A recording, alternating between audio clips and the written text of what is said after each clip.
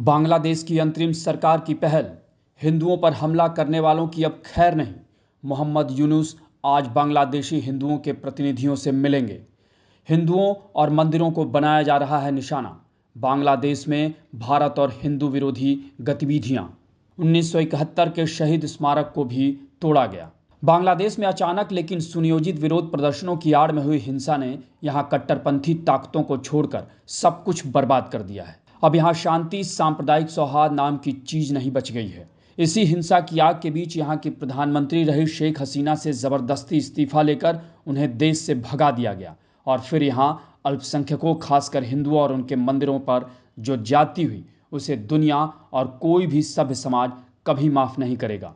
लेकिन लगता है कि बांग्लादेश की अंतरिम सरकार को अब समझ में आने लगा है कि हिंदुओं पर हमले नहीं रुके तो आने वाले समय में उसका अंजाम अच्छा नहीं होगा। शायद इसीलिए अब यहाँ आवाज़ उठने लगी है कि हिंदुओं पर हमला करने वालों की अब खैर नहीं।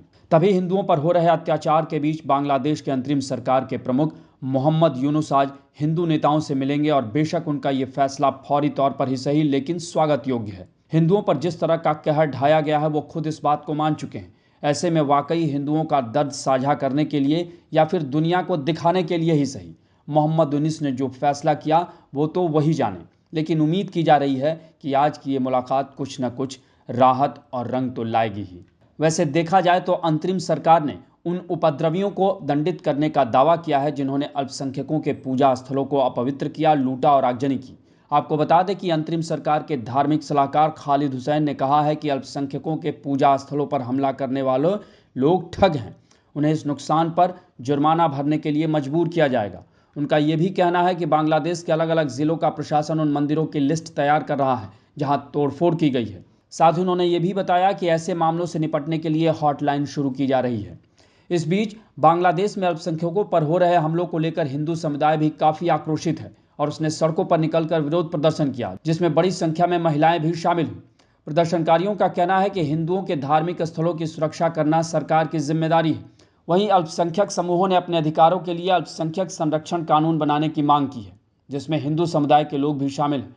इसमें हिंदू समुदाय ने सरकार से 8 मांगों की सूची तैयार की है, जिसमें अल्पसंख्यक संरक्षण कानून को तुरंत लागू किया जाए, अल्पसंख्यकों पर अत्याचार के मामलों की शीघ्र सुनवाई के लिए फास्ट ट्रैक ट्रिब्यूनल की स्थापना हो, दोषियों को तुरंत सजा, पीड़ितों को उचित मुआवजा और पुनर्वास प्रदान किया जाए, हिंदू कल्याण ट्रस्ट को सरकार के प्रभाव से मुक्त कर एक स्वतंत्र ट्रस्ट बनाया जाए, सरकारी और निजी विश्वविद्यालयों या कॉलेज में अल्पसंख्यकों के लिए पूजा स्थल का निर्माण हो, प्रत्येक छात्रावास में प्रार्थना कक्ष आवंटित हो, शारदीय दुर्गा पूजा उत्सव के दौरान 5 दिन का सार्वजनिक अवकाश घोषित हो, साथ ही अल्पसंख्यक समुदाय के प्रमुख धार्मिक त्योहारों के लिए छुट्टी हो। आपको बता दें कि बांग्लादेश में काफ़ी लंबे समय से हिंदुओं को निशाना बनाया जा रहा है। एक रिपोर्ट के मुताबिक 2013 से लेकर अब तक यहाँ हिंदुओं के खिलाफ हिंसा की करीब 36,000 से ज़्यादा घटनाएं सामने आई हैं।